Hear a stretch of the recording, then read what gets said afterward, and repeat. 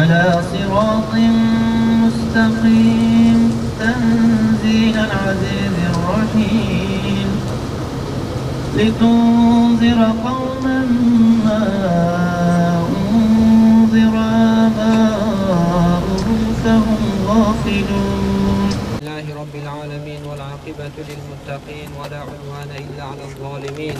واعف عنا يا كريم واعف عنا يا رحيم واغفر لنا ذنوبنا بفضلك وجودك وكرمك يا أكرم الأكرمين ويا أرحم الراحمين. Allah yolunda öldürülenlere ölü demeyin. Hayır, onlar diridirler. Fakat siz bunu bilemezsiniz diyen Yüce Rabbimize sonsuz hamdü senalar olsun.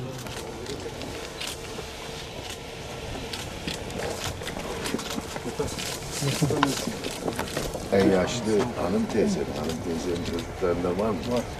Ben bunları var. Senin baban, evet. Allah'ın neler versin. Neler. Kardeşi, babası. Babası. Hepsi savunmasız insan. Bunların elinde silah vardı, ne tank vardı, ne top var. Bunların elinde neyle savunacak kendisini? Evet. Bu Ermeni oyunu değilse nedir? Hain. Ermeni değilse nedir? Bunda daha hain olur mu? Hayır. Ancak Ermeni bunu yapar. Başka hiç kimse yapamaz. Hainlik. Evet. Yoksa kurucu değildi. Bir şey yoktu. Silah yoktu, çatışmıyordu. Bu topraklardan bu bela bir daha dönmeyecek şekilde def edilecektir. Bu milletin evlatlarını, köylümüzün istemediği bir adam bizim yolumuzdan da geçemez, dağımıza da basamaz, patikamıza da basamaz. 22 vatandaşımız kaybettik. Bunların 13'ü çocuk, 9'u kadın. Burada köyün okulunun önünde katlettiler. Suçsuz, günahsız, masum insanlarımızı şehit ettiler. Bunu hiçbir zaman unutmadık. 1993'te aynı bugün akşamı saat 9'a 10 geçe bu olay olmuş. Bizim evinde aynı 11 kişi katliam etmişler. Hepsi de benim akrabamı. Yani 11 kişi benim evimde katliam yapmışlar. Eğer insanlık olursa, gavur olursa gavur da bu işi yapamaz. Bu insanlık mı? İnsanlık değil. Eğer insanlık olursa meydana gelsene. Ne istiyorlar? Buyurun, meydan açıktır. Gelsinler. Ama çürü çocuğun günahı nedir? Bir savaşta da bu insan çürü çocuk katliam olmamış.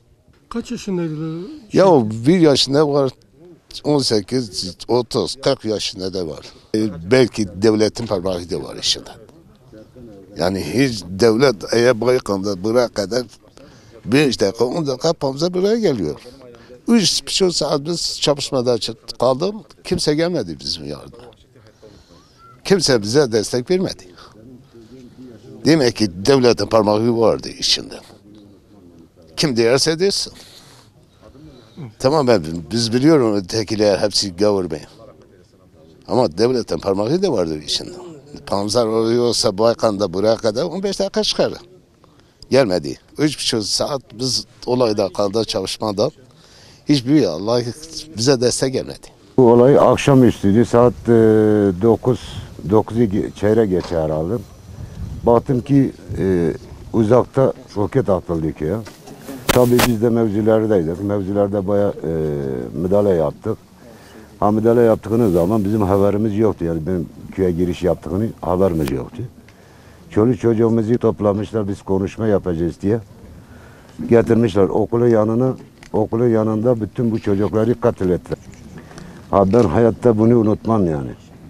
Çok yerlerde yani belki diyem 300-400 kişi insanlar gelmişti bizim üzerimize. 3,5 saat biz çatışmada kaldık. Haberimiz de çoluk çocuğumuzda yoktu. Biz dışarıdaydık. Ona göre biz geldikten sonra baktım ki çoluk çocuğumuzu komple toplamışlar, tarama yapmışlar. 3,5 saat çatışmada kaldım. Hiçbir yardımda bulunmadılar. Evet. Ankara'da yetişiyor. Biz hakiki Kürt biziz. Onlar Ermenidir, onlar Yahudidir, onlar Hristiyanlıdır. Bizim Kürtler komple bunu biliyor ki. Ama Kürtler de onlara uymuş ayrı meseledir. Kürt hakkı olsa ben de varım piyasada, ben Kürt'üm.